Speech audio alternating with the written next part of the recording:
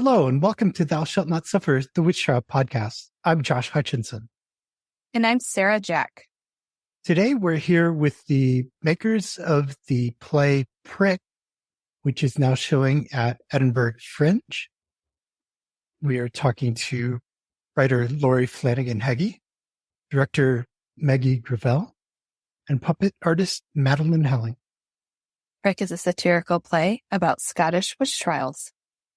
Features stories of 3 witch trial victims, including an unknown woman, Marion Tweedy, and Isabel Gowdy. There's difficult topics dealt with in the story, like pricking and shaving and watching of the alleged witches. And it's really an important part of understanding what thousands of women went through a few centuries ago. Puppetry is employed throughout. Art of the puppets is masterful, and how they're used in the scenes really brings life to the settings. And the puppets help make uncomfortable topics more comfortable. It's a quite enjoyable play. There's dark comedic elements to it, and it's got the devil himself. Laurie, Maggie, and Madeline have a great conversation with us about how this play came together, the significance. A lot of the themes of the play are very relevant today, including the ever-present element of misogyny in the witch trials and in women's lives these days also. And so you learn about the double meaning of the name Prick, why they chose that name. In this conversation, they share some things that you're not going to get from just attending the play. So this is a really great opportunity to understand the layers. Here is a special conversation about Prick, which was written by Laurie, directed by Maggie, with puppets created by Madeline. What brought your creation team and performance team together? So I reached out to Laurie last summer with the hopes of writing a play about the Scottish witch trials because it had piqued my interest since I moved to Scotland in 2021. I found out about the North Berwick witch trials and I was very shocked and angered, and I'm graduating with my master's in directing soon, and this project is my directing thesis. I needed a play that was a new work, and I reached out to Laurie because I'd worked with her before at the History Theater in St. Paul, Minnesota, and I really loved her writing. And she said, yes, she was interested in writing this play, and that's how we began. And Laurie, do you want to take it from there? It was interesting because when Meggie asked me to do it, it was at a point where I had been, is the word fallow when you haven't been writing, or like, it had been a very fallow time for me. And I was just so happy to have a project to explore, but I didn't know how to get into this project at first. The subject was so huge. And once I started researching, I felt pretty daunted by kind of the scope of it, and a little bit nervous about the fact that I'm an American playwright who has, at that point, I hadn't been to Scotland and I didn't really understand the history. And then as things clicked along in my research, things started coming together in my brain. My introduction to this piece was through listening to modern media, which is podcasts. I was listening to your podcast and Witches of Scotland podcast and getting to know all of the amazing writers and historians and researchers through their own words. And as time went on, I got more and more immersed in the understanding of the witch trials and how things connected. And I'm still right now working on understanding what's happening in the modern world, which I was just saying to Sarah that I had listened recently to your episode about Papua New Guinea, and it came for me at a very timely moment in my own understanding of just how our modern world is expressing this same horror that the women in this play lived through. But you'll notice in the play that media, and the kicking off with News of Scotland and my little kind of twisted take on that, it is directly related to my relationship to media and the subject of the witch trials and the spread of witchcraft through the modern world. And did you guys plan on incorporating puppetry? Yeah, I would say right out of the gate, I knew that I had the title Prick before I had anything else. When I heard about witch prickers, I said, Meggie, I'd like to call it Prick. And she said, yes, please do. And I knew that I wanted pricking and the pricker to be a theme of the play, but that I did not want to ask any actor or audience member to be subjected to seeing any kind of torture or harm inflicted on our body on stage. And so from the gate, I said, I'd like to incorporate puppets. And by the way, my neighbor across the street is a puppet artist that I've been dying to work with. That's Madeline Helling. She's with us today. And I told Meggie I wanted to use puppets. She gave me a wholehearted endorsement, and Madeline was immediately part of the process. Madeline, you want to say anything about that? Oh, yeah. Just Laurie said I have this project. It's about the witch trials. And it was an easy thing to say yes to. The theme and working with Laurie, and then doing this in Scotland was very exciting. Yeah. And Minneapolis is a really vibrant puppet community. So I've had a lot of amazing experience working with a lot of amazing people here that helped me gain some skills to do that. That's interesting. I didn't know that about Minneapolis.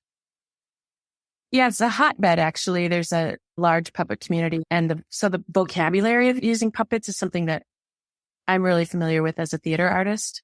And I think because of that vocabulary, and Meggie has lived in the Twin Cities too, we all understand like what a puppet can mean in terms of emotion and how evocative a puppet can be. It's like a musical element. Does that jive with what you would say, Madeline, that there's a lyricism to using puppets?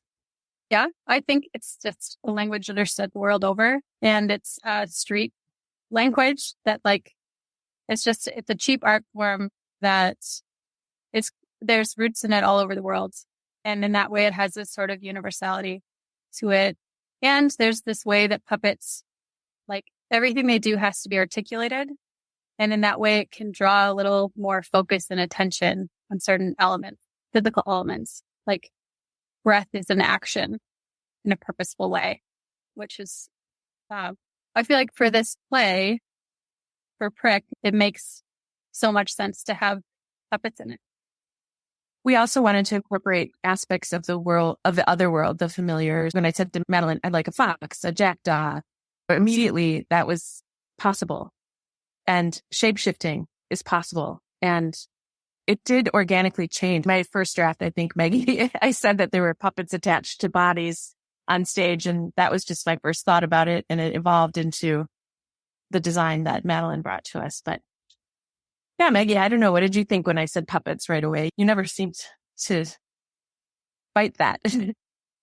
I jumped right in. I was going to say puppets are also having, I think, a golden age in theater right now. In the UK, they are. I think in the US, they are too. But in the UK, especially with shows like War Horse that took over the West End, and The Life of Pi right now was just won so many Tony Awards. The puppet artists and the Tiger won a Tony Award. It was the first ever puppeteers to win a Tony Award. The 7 actors that play the Tiger. I'd never done it before, and I thought this sounds like a great opportunity to learn, and for all of the student actors to learn as well. And also, I knew that it would help tell our story that we want to tell, especially with the accused puppet and not wanting to show a woman being tortured on stage, but also the accused has become this really powerful symbol for women not having control over their own bodies during the witch trials. I think puppets bring magic to the theater. They belong in the theater and on the street, as you say, Madeline. Yeah, it's interesting that we discovered the disassociation that people experience when they're experiencing trauma is amplified by having the characters in our play talking about what happens, but it's embodied by the accused, our puppet that we call the accused. And so that was a very organic discovery that felt totally right when we observed what that disassociation looked like on stage. Felt like, oh my gosh, yes. It just felt really central to the whole premise of the piece. And we were working really quickly in conceiving and creating this piece. It was a beautiful discovery that felt completely in alignment with what we were trying to do with the piece. And all of the audiences have been responding really strongly to all of the puppets, and they understand the symbolism of the accused immediately. We've had really, really powerful responses about that, and the familiar puppets as well. So in the piece, we have 3 different women who are called into what we call a liminal space. And when they get there, they are conjured into the space by the ensemble, and they are facing off with the pricker character. And in that space, the accused appears. And so when the women are conjured and they are representing their own, this kind of core character, the accused is with them. The accused represents all of the women, but also each of them individually as well. Can you talk about what pricking is? Pricking. Yes. So pricking in Scotland during the Witchcraft Act, there were witch prickers who were employed to prick and torture the women. So there actually were witch prickers. But the play also has a beautiful double entendre. Pricking symbolizes women being pricked with misogyny as well. So the witch pricker would use an instrument or a tool to search for a spot on the woman's body that wouldn't bleed. Witch prickers weren't part of every single trial, but they came and went in the Scottish witch trials, and they were sometimes charlatans, brutal. Women would be shaved, stripped, and searched and pricked with an iron rod, looking for a place on their body that wouldn't bleed. And if it was found or falsely found, it was stated that was where the devil's mark was. And they were paid very well to do this, and they're very respected in the community. I would say for our audience, a similar thing happened when they would have a group of women, a jury of women, search a female suspect, the body, looking for witches' teats. That's what they were looking for at Salem and other American trials. And they didn't use the torture method of pricking along, but if they found an insensitive place, sometimes they would stick a needle through it to see if it drained any fluid. And they would just check for insensitive locations that stood out as unusual. To think that a person would be touched in this way. And I think it's interesting that prickers in Scotland in the witch trials had their eras. It wasn't consistent throughout, but prickers would show up. One of the characters in our play, Marion Tweedy, was pricked. And actually that I found her in the survey of the Scottish Witchcraft database. And it so happens that she had 2 really interesting, compelling things about her case. One that she was pricked and one that she never confessed. But in her pricking, they did discover the devil's mark. We don't know what that was, but we know that she was pricked. And that without a confession, the mark that was found on her was enough to end her life. Terrible. Yeah, Sarah and I have ancestors who were examined that way in the Salem witch trials, not with the pricking, but with the close inspection of their secret parts. And teats were found, and they said, get some more experienced women over here. But for the pricking, it's just extremely invasive and misogynist to have a man doing that to a woman. That just is so brutal. I can hardly imagine it. And the fact that sometimes the pricking instrument was a fake instrument, that was enough to condemn a woman, that's not something we address in Prick. There was a lot I couldn't address just because the play is a 1-act play. But it did give a character a line, "You're pricking me now" with every word. And to me, that is the thread that Meggie was talking about earlier about the misogyny piece. Not every woman was pricked, but we all know what it feels like to be pricked in some way. And I'm not suggesting that the kind of pricking that these women underwent was in any way comparable to the pricks I've felt in my life, because it's not the same. But that kind of image is resonant for all of us, I think. Absolutely. I asked Madeline to create different size prickers too, so that each character is met with an instrument that gets bigger and bigger as the piece proceeds. So it starts out as a normal size, and then she plays with scale. So by the end, we see that this pricker is like the boogeyman is holding this pricker, and it's a little bit more universal. Such a powerful image. And you just wonder at one point, person instigating or physically doing the harm disassociates themselves. So when we were like working through that piece in the show, that pricking object, like we just worked with the power that object held a bit, which was it's just an interesting exercise, those elements and objects of torture. It's amazing to me that anybody made it through without confessing. Zoe and Claire on the Witches of Scotland podcast, they talk about that a lot. And the whole thing about Scotland doesn't torture. It's like there was no torture in Scotland. It's just such a ridiculous thing to suggest that's not torture. I would have confessed for sure. I wouldn't have been able to take that pain. That's who I think. Maybe I'm wrong, but. And Mary and Tweety, I can't remember if you said this earlier, but the character Mary in our play, she did not confess. And we have that in the play. She was one of the women who did not confess, which is just so unimaginable to think about that. Yeah, we have cases where the interrogation itself was intimidating enough to get a confession without the added physical duress. And it's just a marvel to me that anybody got through that process and even lived to be tried. Does the play open with a strong start, or do you ease the audience into things? I would say it opens with a strong start.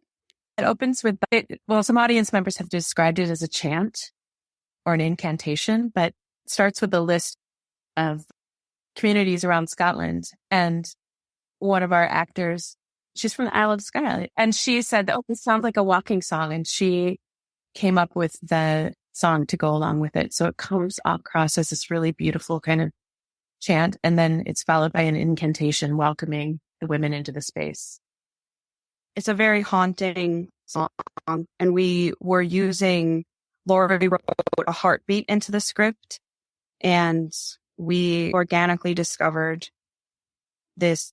I found this very large stick at a store called Pound Savers, which is like the dollar store. And in the rehearsal room, we discovered that it made a really great heartbeat sound. And that's in the song and throughout the play as well. But it's become a symbol as well for a broomstick, as well as other types of domestic things like a butter churn. And we also learned this was a happy discovery coincidence, but also works really well with the play that in Scotland, a lot of the ministers and commissioners that were involved in the trials, they used questioning sticks. In the opening song, it sounds almost like a sea shanty or like this haunting folk song. And Laurie's written all these really beautiful words and incorporated in the Scottish cities where the witch trials happened into this song. What stood out to me about the opening song is just how long the list of those cities is. The communities where witch trials happened, it's dozens of places. Yeah, and yet it's still not comprehensive, right? That was my fear. What did I leave out? And even now, as I'm talking about things that are happening, as I'm trying to wrap my mind about where things are happening in the world, I feel like, again, not comprehensive to understand where modern witch hunts are happening. Just everywhere. Yet in between is how I got through that as a writer. And that's one of the lyrics in the song as well. You talked about one of the women who's a victim who's in the play. Who are the other main characters whose story is being told? The first is an unknown woman, which was very intentional. I was really struck by the sundry witches and all the people whose names are lost. And so she was really the first woman to be conjured in my mind and also to be conjured into this world with this play. And she doesn't know who she is, which is part of her journey. She arrives on the scene and is confused. She's come back because she's looking for her baby, her bairn, and doesn't find her baby there. And she tries to leave and they pull her back in. And we call her the unknown woman. She's an individual, but she represents many of the sundry witches who have no stone, no memorial, or no way of knowing who they are, erased by time. Laurie writes very beautifully into the unknown woman's language that she has no stone. That's a through line throughout all of her scene. So many elements of this work are just so incredible. I was so thrilled to see this aspect that you put into the story because the unnamed, for the reasons that you just mentioned, but there's so many, we don't know their name. You think about, like with this specific unnamed woman, she didn't know who she was. It's so striking because before they're accused and examined, these women felt very confident, possibly. Some did.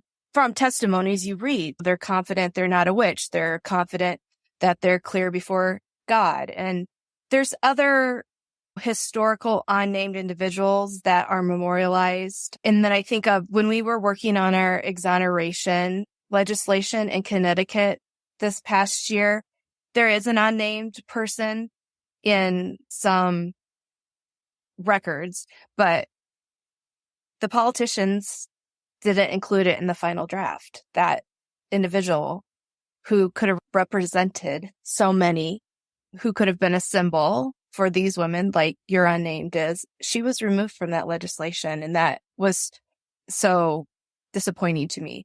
I'm so thrilled to see that a part of your message. That's heartbreaking. The fact that we don't know who she was doesn't change the fact that she existed. I think this is what's so important about memorialization too, is that marking someone's life acknowledges, it's like how we all want to feel seen, right? I want to feel seen. You want to feel seen. To be unseen and to be invisible is another insult. And then I think for these women who were Christian women, to not be given a Christian burial, at least in their own understanding of the world as they know it, they're not seen in the world, in the afterlife in the way that they wanted to be seen. That's an aspect for her too, that she's stuck in purgatory or whatever it is, the liminal space. And Laurie used the Scottish witchcraft database to get information for the 3 accused women in the play. And we learned that there were thousands of unnamed in the records here. So that's a lot, really.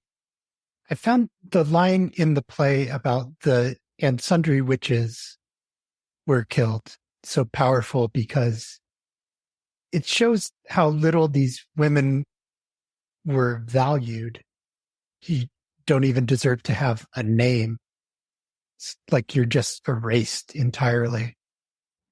Yeah, I think we've included the definition. Our version of this play has 3 men who play various roles and then 3 women who play various roles, plus each having their own individual women. But the chorus of men says, sundry witches confessed. And one of the women says, sundry, definition, various items not important enough to be mentioned individually. And that's what it comes down to, is you're not important enough for us to know who you were. Yeah, our listeners here will be familiar with a lot of the women who are just known as Good Wife or Goody because their first name, nobody bothered to record that. They just recorded that they were the wife of so-and-so, and the man mattered, but the woman who was the actual target, her name didn't matter. So, yeah, it's very moving. I also think it's a recognition of the modern victims that we're just getting to know. We know of such a small fraction of the individual cases. So here today, there are unnamed victims. Yeah. And I think it's hard for people when you don't have a name or a story to attach to something to actually hang their understanding on what happened. If it's, oh, this happened to this woman or these women, versus knowing the names of people who are going through this trauma. That's a completely different thing. It's like a personification in a way. Sundry objectifies people. It makes them into just another witch, when it's an individual who has a story and a life and a history and a family and a living, breathing identity. It is incredible the power that language has here in dehumanizing. That's actually like what my college thesis was about, our language and use of the words torture and terrorism around like torture tactics created by the U.S. government using Guantanamo Bay and Abu Ghraib, and the dehumanization that happens to each of those individuals, and the things that are defined as torture and those that are not, and those that are defined politically and have ramifications attached to them. It's really interesting what happens when certain words are attached to things, and then a whole people become numb to the realities of what that means, of the people behind those things or the victims. Yeah. And there's more than just the pricking in the play. There's also the watching, which was another form of torture. Can you talk to us a little about the watching?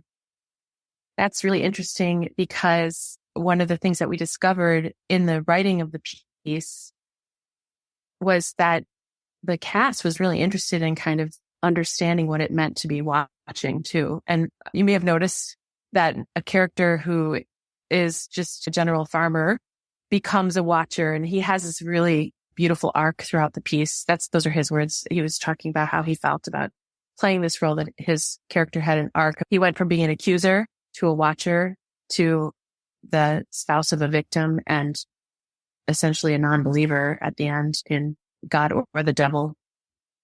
But that watching piece, people were paid to watch women, keep them awake, keep them from falling asleep. Sleep deprivation was a form of getting a confession. And the people who were the women and their families were paying for the candles that the watchers were using. They were paying the salaries of the watchers. This is another weird aspect of the economics of it, is that it got turned back to the families at the end. This is your bill for what your witch costs our community. You were just asking about the watchers, but it's a bigger answer. You were really curious about what it was like to be responsible for inflicting this on someone else. Our watcher walks into the room and sees his wife in a witch's bridal, which was a way of keeping a woman awake, keeping her tongue from being able to talk, and a terrible torture device. And that's bridal is on our puppet, The Accused. And I think people respond to that in a way that's really shocked, even though, it's not on a person. It's very evocative. So the watching we're talking about, you would sit a woman in the middle of a room and have somebody keep them awake for days on end. And they're looking to see if a familiar or imp comes to feed while they're watching, so the witnesses can confirm that the suspect has had a contract with the devil. And they did that also in England. Matthew Hopkins, the Witchfinder General, is known for doing that. And there's at least one case in New England that's documented of Margaret Jones of Charlestown. She was watched in this way. But in your play, I know the characters are awake for untold hours and days. And at that point, you're just delirious, and who knows what you're seeing. Even to get a confession out of you at that point doesn't seem like it might be the most accurate confession that you're going to get, but it's what they wanted to hear, is what the person would say. important to note that in Scotland at the time, torture was illegal and known to produce inaccurate information. So there was that piece of recognition there on the books in Scotland as the official way of the land, and then the reality of the witch trial. And what do they say? It takes 48 hours before you start hallucinating when you're sleep deprived. Or I hope I'm getting that. When I was just in Edinburgh last week, somebody was talking about that you are not a reliable witness after being awake for 48 hours. And there is records of a lot of these people being kept awake for days at a time, like you said. I took the perspective that a person who was kept awake like this would do anything to make it stop. That is part of this piece, as you mentioned, but it's a thread that goes through every single trial that we read about, the sleep deprivation. And it was often the accused family members or friends or neighbors who were doing the watching, which I find like just so incredibly harrowing. That's with all of the witch trials. I know that was something that happened where neighbors had to be complacent, and that's something that just really disturbs me so much. And I think Laurie wrote that so beautifully. These really small communities, everybody knows each other, right? They're accusing people they know, they're watching people they know, and they're executing people they know. Yeah. Yeah, and you do see that with the modern day witchcraft persecutions as well. The accusation often comes from within a family. And it's just so extra tragic that it's somebody that you know and you trust turns against you. The third woman that's conjured into our space is probably the most famous of all the Scottish witches, Isabel Gowdy. And she was the last character to come to me. What we love about Isabel Gowdy is how much agency she has in her confessions, or seems to have in her confessions, and what she means to people now, that she represents somebody with power. And as we were creating this piece, Meggie asked for a powerful character to come into this realm, and she was the obvious choice. I wanted to be really careful about how I present her, because I know she has so much meaning to so many people, right? And there's a lot that's unknown about her, but her confessions are long and interesting and curious and awesome in a way. They're just such interesting documents, but we really don't, how she got to those confessions. We don't know if she was pricked or not. There was a pricker in the area, and yet there's no record of the pricker being part of her trial.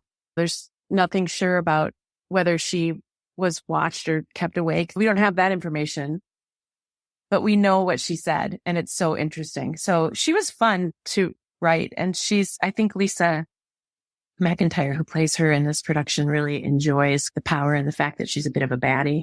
She gets to speak truth to power and own her own story in a way that the other characters don't. It's fun.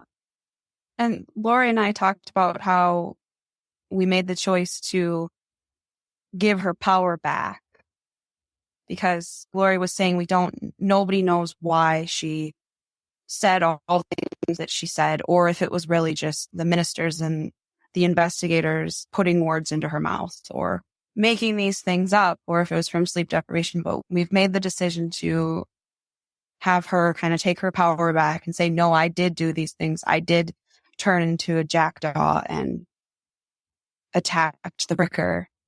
What are some of the other things that she confessed to? A part of it, though, is she did turn into a lot of different animals.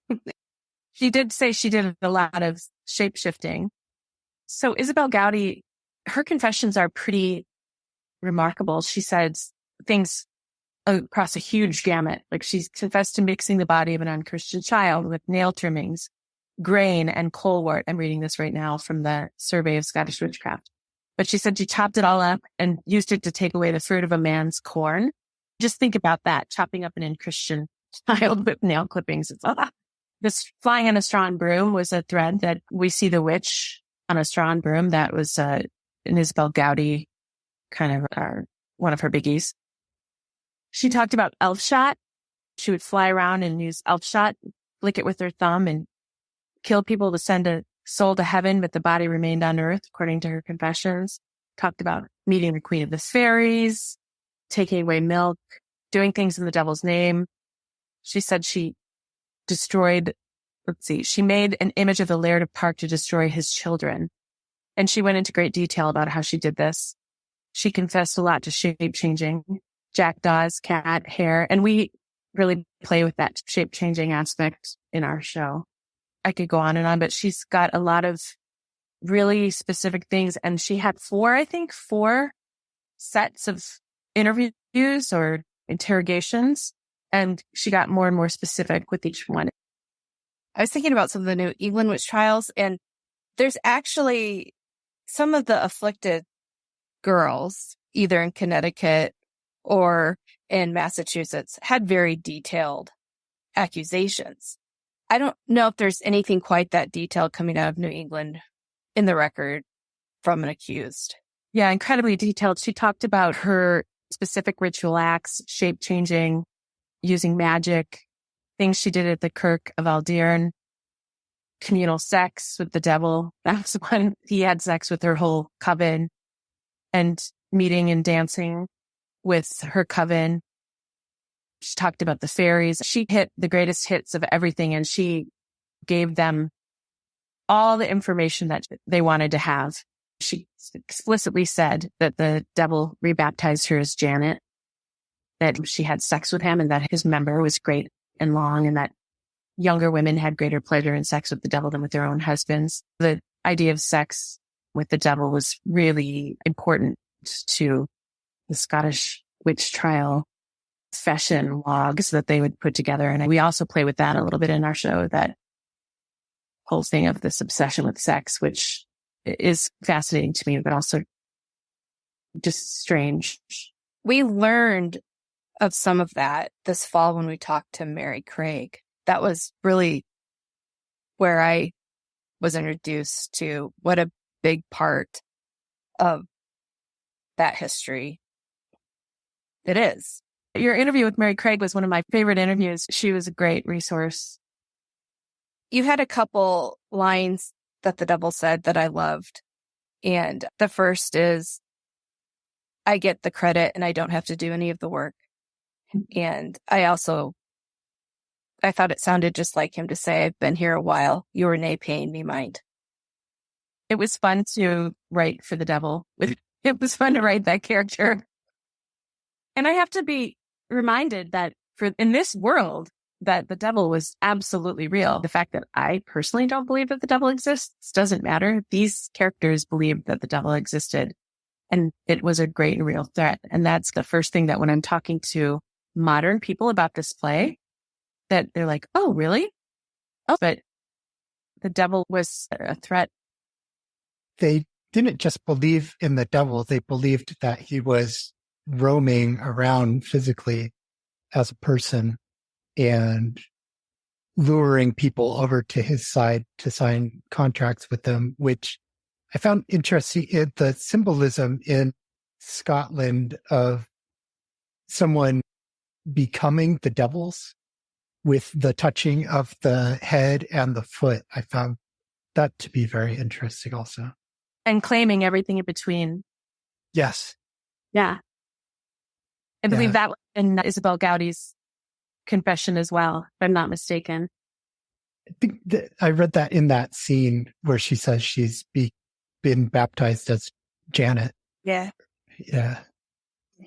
Which I love the Janet and Jonet show, because those names, I've listened to all of Witches of Scotland, and Janet and Jonet just come up again and again in the Scottish witch trials. Yeah, that's where I got that. And it was also a happy accident that our actor who plays Janet in the Janet and Jonet scene plays Isabel Gowdy and says, no, I am Janet. You will call me Janet. And so that was just another kind of discovery of another added layer of something cool. Another theme in there is the labeling of women as quarrelsome dames. And it took that from the reality. There was a lot to mine. And I think that as a woman of my time, I relate to that a lot. And as I get older and feel like, yeah, I'm going to take up as much space as I want in this world, I see how some people respond to that. We take the quarrelsome dame mantle pretty proudly. Would you say, Meggie? Definitely. We are quarrelsome dames. We embrace it. Yeah. I'm so happy to hear that. I think, as women, we've all experienced times where we've been told that we're too loud, too rude, too bawdy, too something. That's an aspect right there that we still have so far to come with in terms of misogyny. The accused women were called quarrelsome dames then, and now we're just called something else. Now, we see a lot with women politicians still getting labeled as witch. Yes, definitely. Like Hillary Clinton and Elizabeth Warren. And here in Scotland, Nicola Sturgeon, the former Prime Minister of Scotland, she has been called a witch several times. Yeah, I've seen some of that. And it's just very inappropriate. It feels like men feel threatened when a woman comes into her power and can't just share responsibilities with women. You got to feel threatened. They're taking over your job or something, but they're not. So chill out, dudes. Exactly. As a female director, I've encountered that over my career as well, with being in a position of power in what is still male-dominated industry. Some pushback, definitely. It is interesting to write a piece that's like blatantly naming what most women agree is an experience of being responded to or being pricked by misogyny. It's interesting to encounter what that's like for an audience member who doesn't feel comfortable with that. I think that I'm comfortable with someone being uncomfortable with this piece.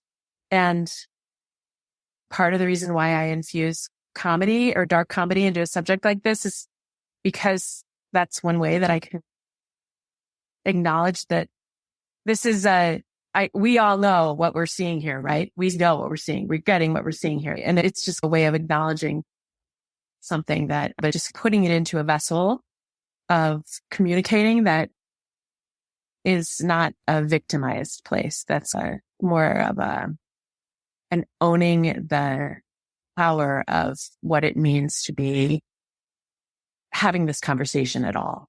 Also, I think the way you wrote it, Laurie, with the kind of time shifts to the modern platform with like comedic elements allows us to take in the gravity of the reality of the situation.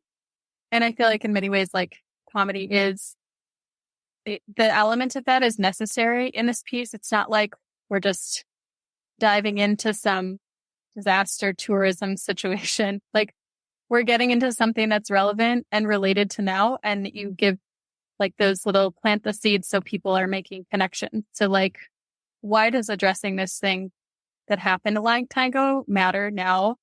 And how is it still happening? And what are the ways that even in the same place, how is that still showing up? Because all of those pieces are still very much alive. And then there are other places in the world where like the reality perhaps even looks similar. But there's also that piece where like this history is a part of our history. And yeah, I feel like it makes it more accessible in a way to have the juxtaposition of the conversation going on like within the piece. Madeline, something you just said about the disaster aspect. I feel like it's another thing I didn't want. I didn't want it to be torture porn. That's a terrible word, but I didn't want everyone to come and see a piece that lives in a place where women are being harmed for an hour or more. That color and that kind of gut punch, that's not interesting and it's abusive. It's an abusive thing to do. I wanted people to be able to come in and out of this space, and our characters and their cast to be able to come in and out of this space, have a conversation that needs to be had, raise a voice that needs to be raised, and by the grace of something, let them exit that space and shift into something else. And that, again, was a discovery along the way, but I felt it was important to lean into that as it was unveiling itself to us in the process. And our cast is doing a great job of navigating the kind of different colors of this piece. Hard to describe, though. It's hard to explain. A piece about witch trials that has comedy in it seems a little hard to explain, but the piece really does lift up all of the women and gives them their voice back. And I think that is the most powerful part of this. And the last word in the play that Laurie wrote, it's and the rage. So we have that whole aspect of it. It's giving the voices back to these women. I also want to add that in the process, like the week that we were over there, Laurie and I were over there working with the actors. She was like, I want you guys to tap into this. And then I want you to tap out, like physically, hands up. Okay, I'm getting into this role. I'm putting this on for a moment. Well, we're not like doing this to each other. We're agreeing right now. There was just this like little element of consent exercise that happened like for the actors. It was like a facilitated thing it was just nice to come in and out like that as the cohort. I just think undertaking this topic, a visual and audible presentation, it is such a layered undertaking, just like the history is. And you use the word unveiling. It's an opportunity to unveil what we can't get everybody to acknowledge. I just keep thinking about the complexity of the reality. But then also when I was reading through the script, there's just all Meggie said, the double entendres and then the iconic symbolisms, and even got an apple in there, but the devil and the catchphrases, but then the puppetry and everything about it was just, I think it's such a remarkable piece of art, and thanks for putting it out there. It's important. It's so important. I really appreciate that. I was really nervous about kind of the tone shifts right out of the gate. And so I really appreciate that feedback. And if something didn't work, I would want to know that too, right? Because I feel like this subject and these people and just the larger conversation needs to be right. Like the history needs to be correct. The level of respect needs to be correct. And I'm serving a bigger thing, which is why I'm so pleased to be working on this project. Yeah, I was going to add too, that whole comedy element, it's in the history. There's so many times where we're looking at these dispositions or different things we can read that were happening or people were saying, and you just are like, this can't even be real. It's sadly hysterical. And so I think that's a really great thread to be able to weave in to the storytelling too, like you did. It was also much about fake news being spread around, which Laurie has written that in so well into the play, as that's so relevant today. Honestly, it was my way into this piece, because I would say, I don't know how I'm going to get into this piece. I don't know what my way in. I don't know what my way in is. And then it was fake news. I was like, that to me, that was the hook that got me started writing in the first place. I typically write musical theater pieces. And so when it came to the monologues that the women were doing, I didn't really know what to do. So I said, okay, I'm going to treat this like it's a lyric. And if I were writing a lyric, I would just be brain draining all of my ideas about things that could be in a lyric. And then I would take that kind of dump writing and find kernels inside of it to craft into a lyric.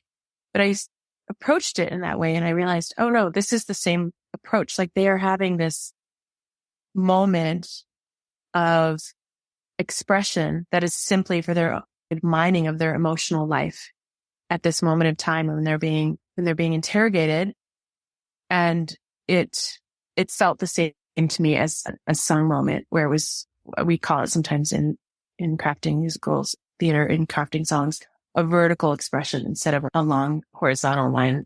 What is your thought? We're going to go deeply into this thought. And for me, it had a lyrical element in working it. And I think that's what I love about working with the puppets too, is that the puppets to me have a lyrical element too, because their movement is so expressive, and it's like the actors are singing the puppets alive. I'm curious now. I haven't seen the script in a long time and probably haven't seen the things until it was like puppet does something here. And then Laurie would come to me and be like, so what can it do? So it was fun. I was building even as we got to Scotland and was building the week that we had with the actors. I'm curious what it says now when you're reading it, Sarah, because I'm like, oh, like we developed those things together and like we didn't really know what it was capable of until we're like figuring out what it's capable of doing. Yeah, just a funny curiosity. Think, how does that look on paper now? I don't think I changed it in the script. I think the script just says the fox comes through or that, yeah. But to Madeline's point about working collaboratively, I knew who the cast was before I had written a word of the play. So I was setting this piece onto this cast and I was writing for the actors that I had, which is a luxury when you're a playwright to be able to write for actors that you know who they are. It's the best case scenario, I think. Madeline built the accused, this woman puppet, which is gorgeous. And she built a fox, a cat, a jackdaw, and then a flock of jackdaws, a flock of 13 jackdaws. And the script, it just says that they sweep through. Some actors use them throughout the entire play, and they're just beautiful. I wanted to give you guys the opportunity to read something from the script. Yeah, I'd love to. Would you like to hear The Unknown Woman or from Marion Tweedy? I'd go for unknown. This is an excerpt from The Unknown Woman. So in this monologue, by the time we get to this place, she's realized that there's no stone. No one knows who she is. She's been wiped off the face of the earth for all practical purposes. She explains that she understands why she was accused, that she doesn't blame her accuser, but that she didn't do what she had been accused of. And she's completely vulnerable at this point. So we hear the crescendo of a heartbeat and she's alone. Let me die, I think. I will tell them whatever it is they want to hear. If only I can get some rest. If only. But there is no rest for the wicked, they say. Am I wicked? I was baptized. I'm a Christian. My bairn was baptized, had a Christian burial. How did it come to this? I'll tell them whatever it is they want to hear. I'll tell them yes, no, whatever I'm supposed to say to make this nightmare end so I can sleep, so I can hold my bairn again. But there is no rest for the wicked. Let me die, I think. I want to die. I think I'm dead. For here I am, here in this purgatory. Is this purgatory? Or is this someplace worse? Some kind of purgatory with no hope of escape? Is this hell? There is no rest here, no bairn, no breath. I do not lay in consecrated ground. I have no stone. That explains it.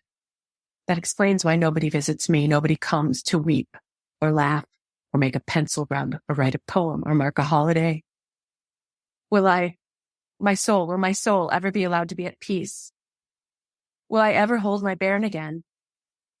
You damned me to an eternity of what? What? You damned yourself, they said. How? How? I made a charm the way my mother taught me, the way her mother taught her, the way her mother taught her. They said I danced with the devil. If I did dance, that's all I did. Dance. I don't know what I did. I don't know anything anymore. I didn't use Scottish dialect. I'm not going to pretend to be Karis Turner, the beautiful performer who does that in our play. Thank you so much. Thank you so much. Wonderful. I just want to talk for a moment about how people can see the play. Can you tell us about how it's playing right now and any future plans that you have? Yes. So it's right now we are on until the 25th at the Space on the Mile at 11:15 a.m. on odd days. We are really hoping that it gets picked up for a tour in the UK and Scotland, we've had a few producers, so fingers crossed on that. And it will be filmed professionally on the 21st. So we will have it archived. And so we will have a film version of it. And we hope to bring it to the US as well. Laurie hopes to bring it to the US as well. So we just are, right now, our fingers are just crossed that we can get it on a tour. If anybody's interested in reading the play to produce a version of it, feel free to reach out to me and I'd be happy to send a copy of the script. It's such a powerful story that needs to be told. So I wish you all the best of luck getting it picked up for tours. It's so good to give voices to the voiceless. So that's something that we want to do with the podcast as well, is tell the stories of these people, even the unknown person that Sarah was talking about earlier. They need their story told. So I think that theater is an excellent way to introduce the story to audiences. Is there anything else you wanted to be able to express today? The people who were prickers were individuals, and in our world, they are represented by this kind of boogeyman character who's a pricker, not a specific individual. And he represents all of the men of the time who are abusing their power. Well, I maybe want to add that there was a lot of deliberation that kind of went into landing on doing one woman puppet. And we talked about making specific puppets for each of the actresses of their like particular faces, sculpting off of their pictures. And yeah, it was just a vibrant conversation and we landed on this, but in a way also just thinking about honoring the larger experience. I think landing on one woman. I would say that people respond to seeing that one puppet as a very universal creation. Yeah. And see themselves in it. The feedback that we've gotten from people is that was the right thing and that it really is very resonant. I also want to say that this piece is still alive, right? So it was created super collaboratively and quickly and generously by all of the collaborators that were involved. Meggie brought the idea. Madeline was part of it from the very beginning, and the students gave us a lot of feedback in the process of writing. First time that they saw a script, it was just the first 30 pages. That was the first time we said, okay, how do we feel about these tone shifts? How do we feel about the fact that it moves through time and space? And we were all in agreement as I went forward, writing pages for them about what that would look like.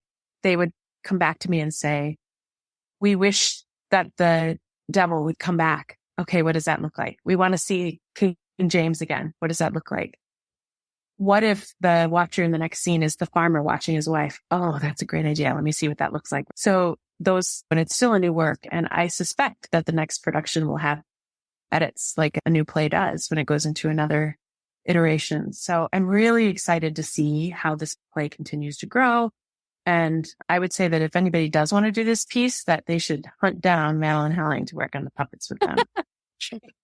Well, and I will say too, on that note, like there was a lot of changes. She'd be like, oh, I met with the cast, so this whole part has changed. Like every time there was like a Zoom, there was like, both of you could attest that there were many changes that were made. So on my end, I kept being like, okay, you're not ready for that part. So I'm just going to hold on or build this thing and then change it. And just given our time constraint and like what I needed to craft, and was like, okay, I was just like crafting at a pace that went with the ebb and flow. I'm just grateful to Meggie for having this idea and bringing it. She actually, when she first invited me to this piece, she said, I just got back from having dinner at the Witchery. There's this restaurant called the Witchery in Edinburgh. It's a fancy, beautiful restaurant. But she said, it's a restaurant called the Witchery on the grounds, essentially, of where the witches were burned. And that felt off to you, would you say, Meggie? That felt? Yeah. That's how this all started. The first time I went to North Berwick too, when I'd never been there before, and I learned about the North Berwick witch trials, and I was completely floored and disgusted. There was just a tiny little plaque in this old church by the sea about it, but nothing else. And then from there, I kept getting even more enraged. Like Laurie said, I went to the witchery and my family, and it's this beautiful restaurant with exquisite dining options. But yeah, it's where the women were burned, not the witches, the women, where the women were burned. And I also went on a tour, a ghost tour, about a few months before I approached Laurie, and they pulled out thumb screws that I'd replicated thumb screws. I don't think they were real. And they were asking for volunteers to put them on. And I think they put them on me, and everyone was laughing. And I was just disgusted. This isn't funny. But that's a problem with Edinburgh. It's very exploitative of the witch trials. And I know it's like that in Salem as well. I just thought this is a story that needs to be told, and theater is what I do. So that is going to be the medium for it. And I reached out to Laurie on a whim, and I got lucky. And now for a minute with Mary.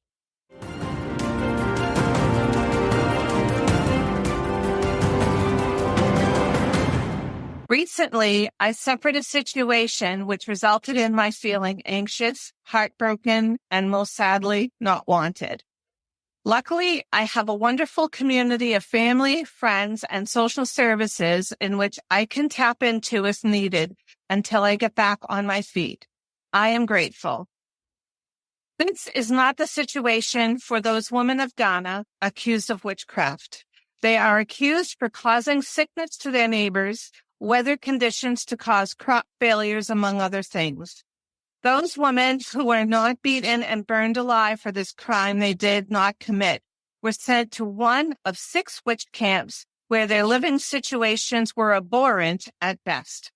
I cannot begin even to fathom their feelings of total abandonment and betrayal at the hands of their neighbors and family members.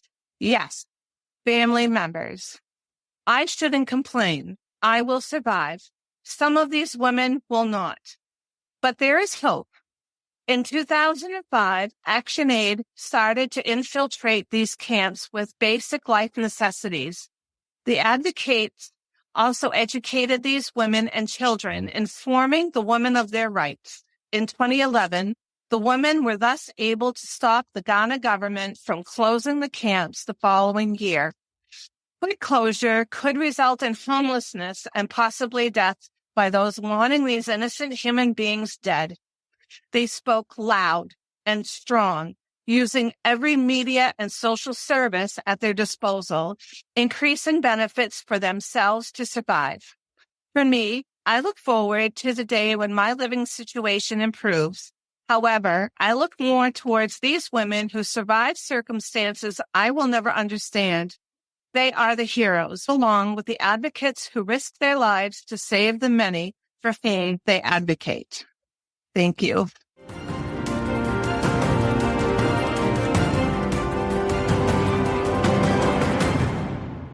Thank you, Mary.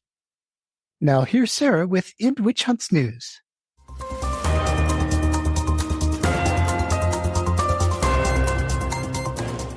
End Witch Hunts, a nonprofit 501c3 weekly news update. We must continue to educate against witch hunt behavior and provide communities with the resources to feel safe together and to work together.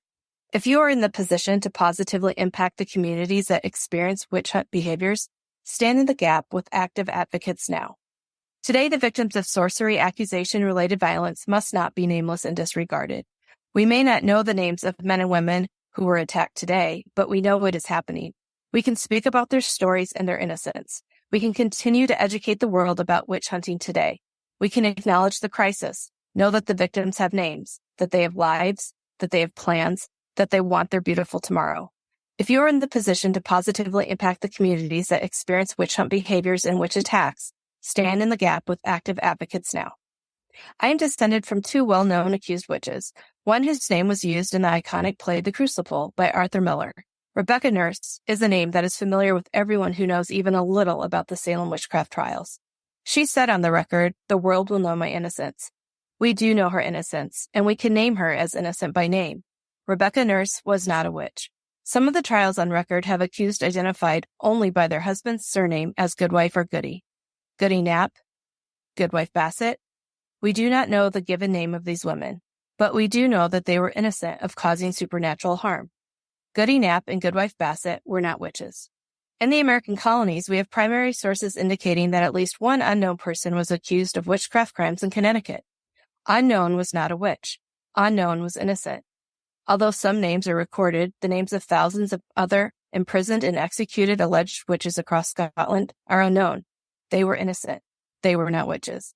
When we hear the name of Rebecca Nurse, Marion Tweedy, and Isabel Gowdy, or other named executed witch trial victims, may we always see their unnamed sisters, the unknown victims standing there with them in history, unforgotten.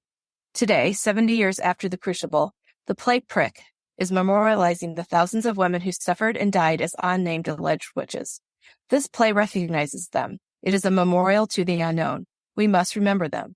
Thank you, Prick, for honoring their memory in a significant and beautiful way, and for educating the world about witch trials through creative art.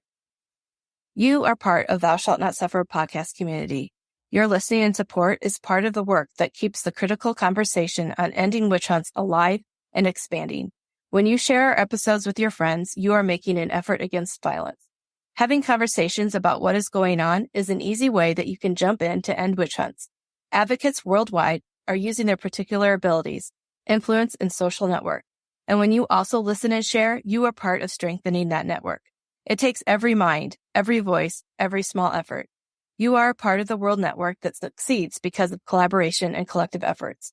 When you speak up about sorcery, accusation, or related violence, you will get questions about the issue. Questions regarding violence against alleged witches can be scary, but we have your back. Not only have you garnered the answers by listening to the conversations on Thou Shalt Not Suffer podcast, you can direct anyone to the program for more information. You can reach out to us with your questions and comments anytime. We are on all social media platforms and have a contact form on our website. Let us know how the conversation is going for you in your sphere of influence. We want to know. Reach out. Visiting our websites and the Advocate websites listed in our show notes often is another way to stay up to date and support the work. To support us, make a tax-deductible donation at endwitchhunts.org. Your support funds our witch trial history and advocacy education projects.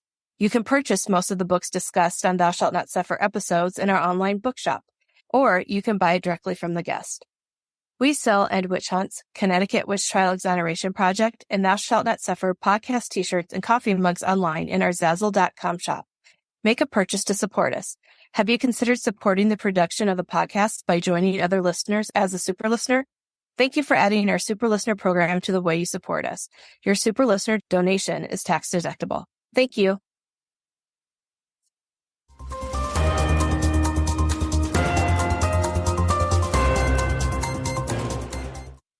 Thank you, Sarah. You're welcome. And thank you for listening to Thou Shalt Not Suffer, the Witch Trial podcast. Join us next week for another important episode. Subscribe wherever you get your podcasts. I hope you're visiting us at thoushallnotsuffer.com.